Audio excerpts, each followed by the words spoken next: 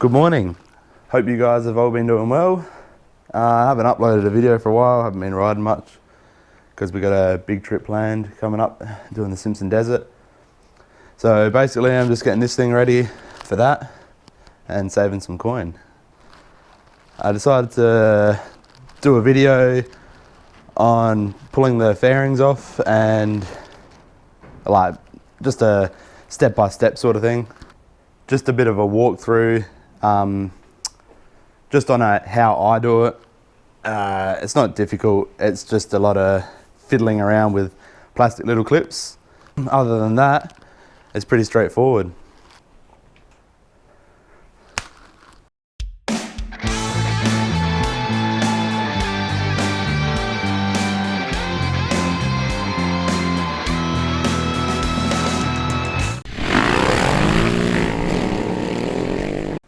So first of all, I start off with removing this tank bag because it gets in the way. Just whack that there for now. Then, this is just my makeshift wind deflector, fork tunnel deflector. Got to pull that off with a couple screws. That's where I start. Hang on, no, I don't start there. Got to pull this bloody thing off. And the toolkit's in the patrol.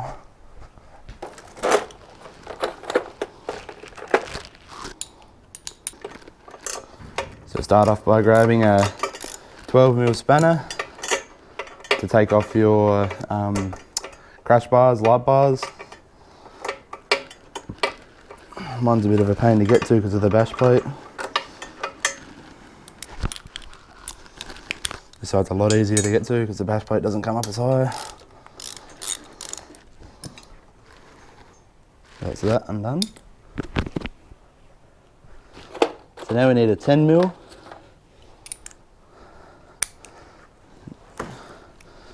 To get in behind here to undo these ones. 2 bolts up the top, they're rubber mounted.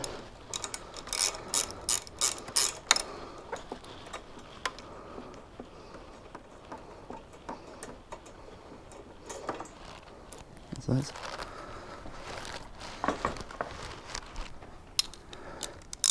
make sure you put all your bolts where you can bloody find them and in some sort of order.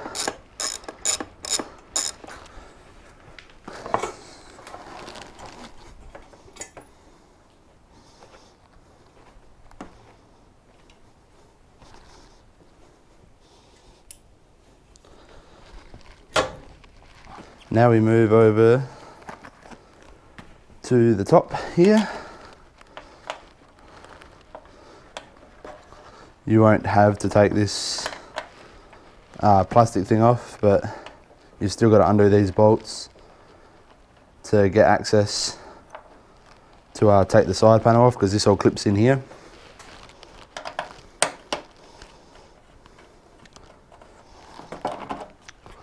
That's the old Batman makeshift wind deflector, fork tunnel deflector made out of a cutting board because I didn't want to spend any money at the time. But yeah, it works.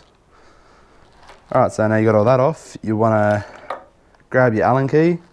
There's 2 Allen keys up here you got to undo. And then there's another 2 here and 2 there. So what I try and do is I try and do it symmetrically, so you don't have to do one side then do the other side. So just if you're going to undo something on that side, undo the other stuff on the other side. Just makes it a lot easier and simpler to remember where everything goes when you put it back. Not to mention, when you're cleaning the air filters, you can do both at the same time, so you don't have to double handle products.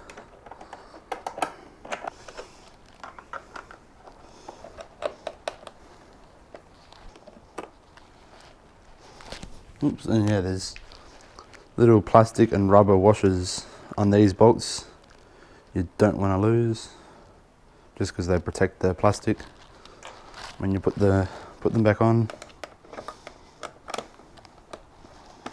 I've got protective film on mine, if you can notice that. Just as a couple rides I've been on, I had people in front of me and rocks tend to flick up and that. It's just to protect the plastic a bit more. Looks like shit up close, but you don't even notice it from far away.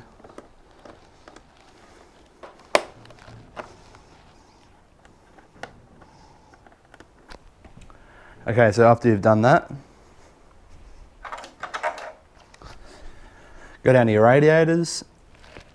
So I've got aftermarket B&B metal, aluminium, whatever they are, just protectors. So mine are different.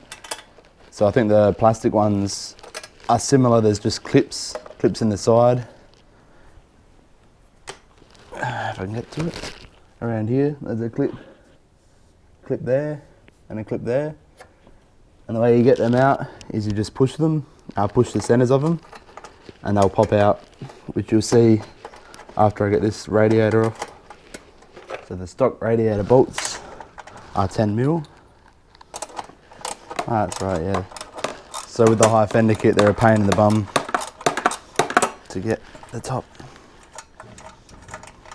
Bottom one's quite easy. It's just the top one that gives you trouble. Because then when you do your bottom one, you can just turn your handlebars so you can get to it. It's actually quite hard to turn the steering on the carpet. I got a new tyres, front and rear. I put them on the other day. They are Tractionator Desert HTs. They're a soft compound. As I said, we're doing the Simpson Desert soon, so wanted something that had a bit of grip, especially on the big bike, because sand's no fun unless you got grip on a big bike. Now for the other side. So we'll do the top one first, because that's the harder one.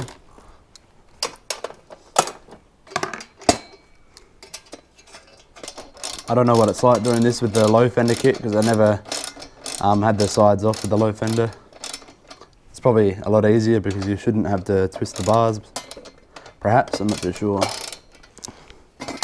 Cool, the other one. I like to leave them on the floor so I know which way they go when I put them back on. They're little clips on the inside here, if you can see them. You just push them in like that,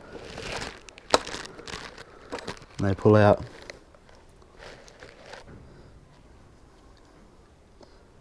So they're a little clip like that. When you put them back in, you just pull them out like that, push them in, and then you push the thing in like that.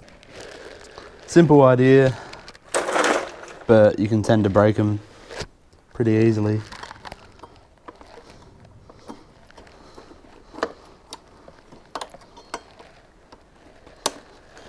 And there's 3 on the bottom. So my guard that sits like that, there's 1, 2, and 3. So the next one is here.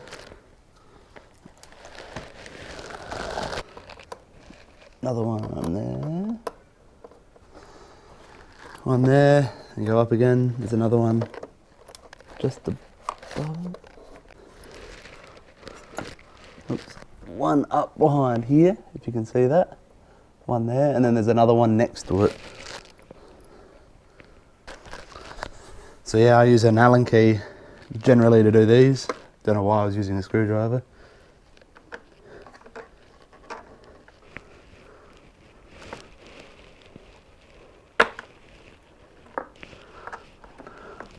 Literally right there.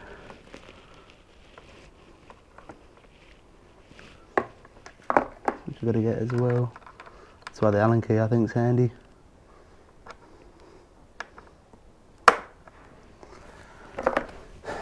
Push in. Now this side's only got 2 of the plastic clips. Well, mine does anyway. I think it's meant to have 3, but I think I lost a couple. And there's that one up there. Push in. Mind you, if you don't pull these out too and you pull the side panel off, they will go everywhere.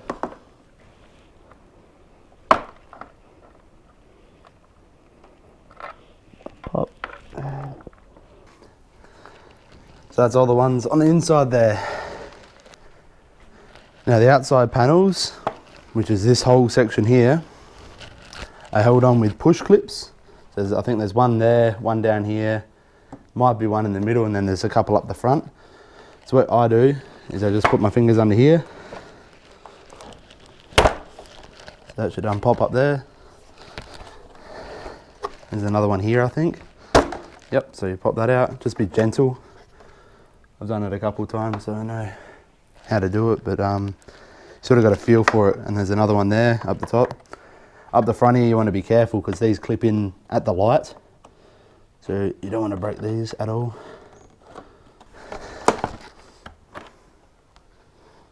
There we go. So yeah, once you've pulled that off, put it in a safe spot, just so I don't drop it and damage it, because they're quite expensive. Yes, and that's what the side of the bike looks like with it pulled off. I'll do the other side quickly. So same thing, just be gentle, as I said. Pull the top out, bottom, radiator,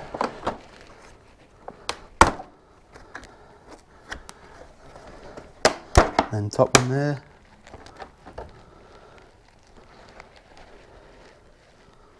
Cool, I didn't break it, that's good. Sounded like I did, but I didn't. Because these parts here are quite flimsy and they tend to snap if you're not gentle enough with them. So, that's your air filter.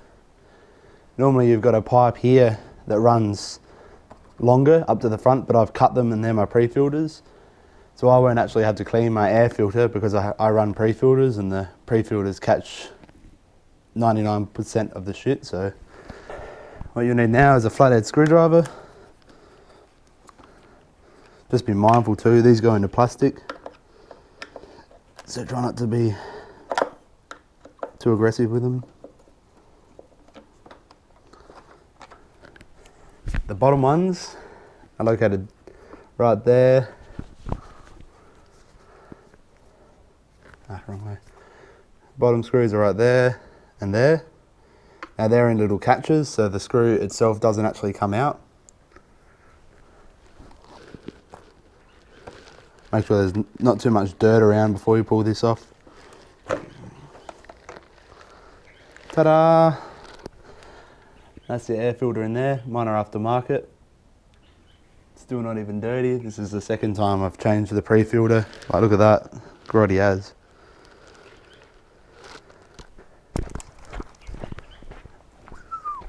Rig. Take the other side off while I'm at it. That's not good. I've got some more of that clear stuff I've got on the front of the bike. The protector, which is, I've got some on it there too as well. So my legs rub on it. I'm gonna have to put there because the plastic guard's been rubbing on it. So just, you might want to check that when you do this as well.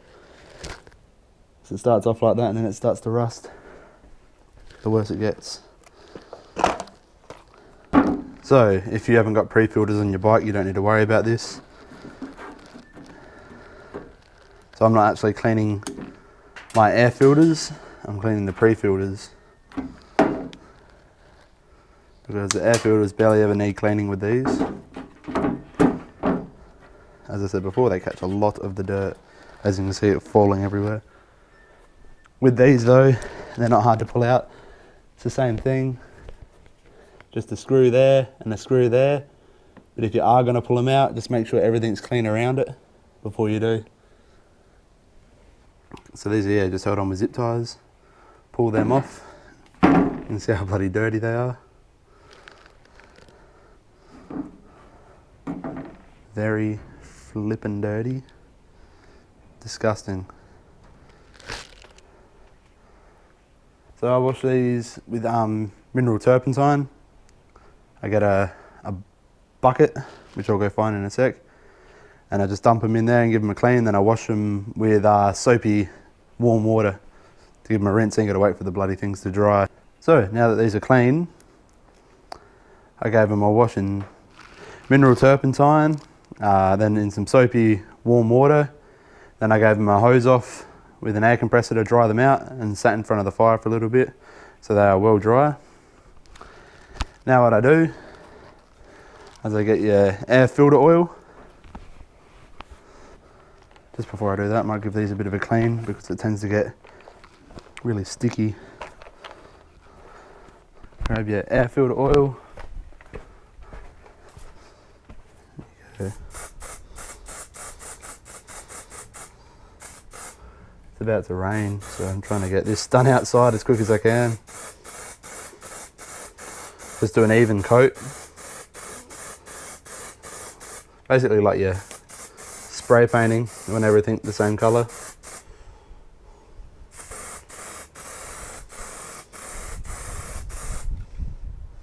Like so. And you just insert into there, grab the other end, pull it through. And you just need to put some zip ties over that.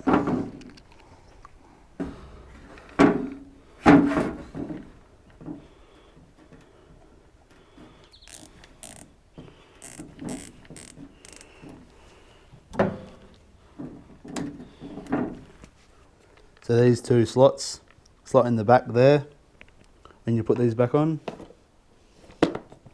Otherwise you're gonna have a bad time. Just before I put the bike back together, I just want to put a bit of plastic over that so it doesn't continue to rub.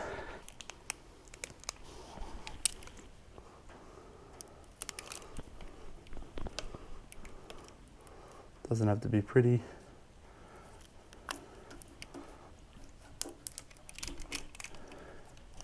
I say that, and it should be pretty, but oh well. Bubble boy, Jesus. Naked bike. All right, time to put the panels back on.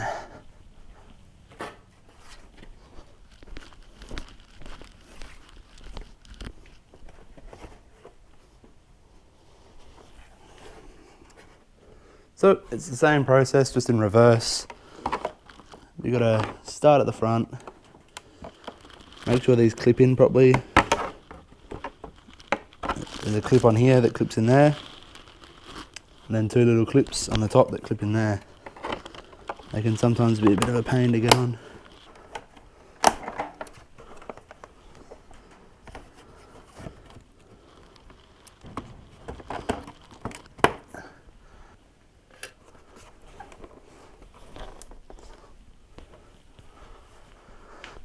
Voila.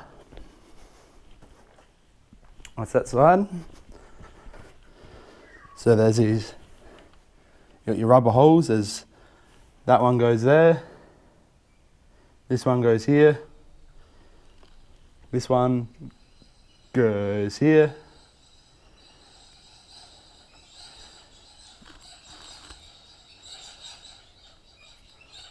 that does not go there. It's in there, just push, push, push, push. Ta-da.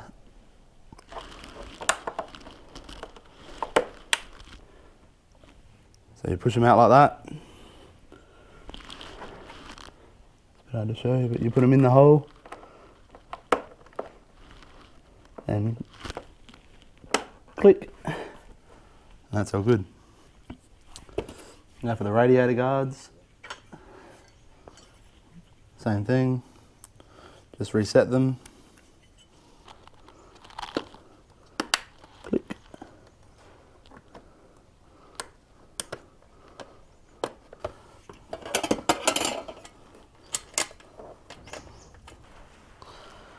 Cool.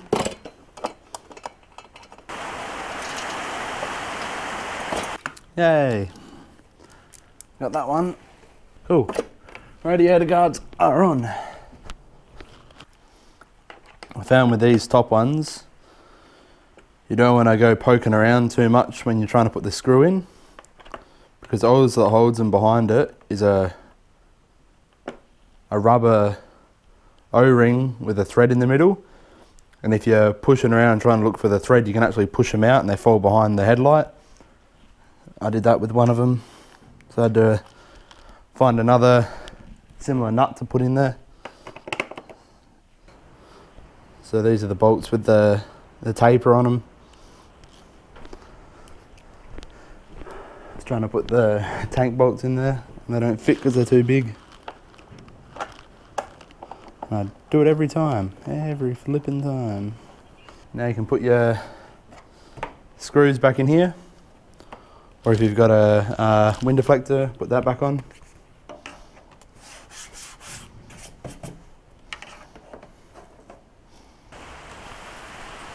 And yeah, frame, I found it, you gotta have them bolts out to put this on. Otherwise it turns into a bit of a pain in the bum.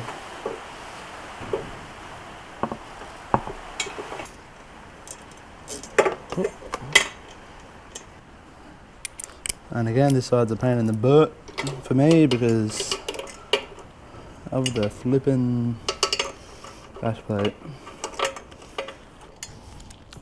That one's in. And this one's my favourite because it's easy as.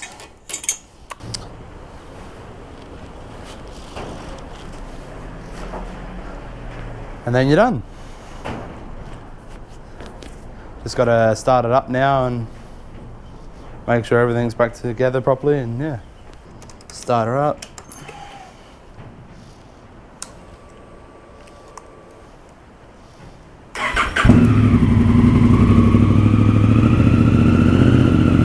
I'll let it warm up.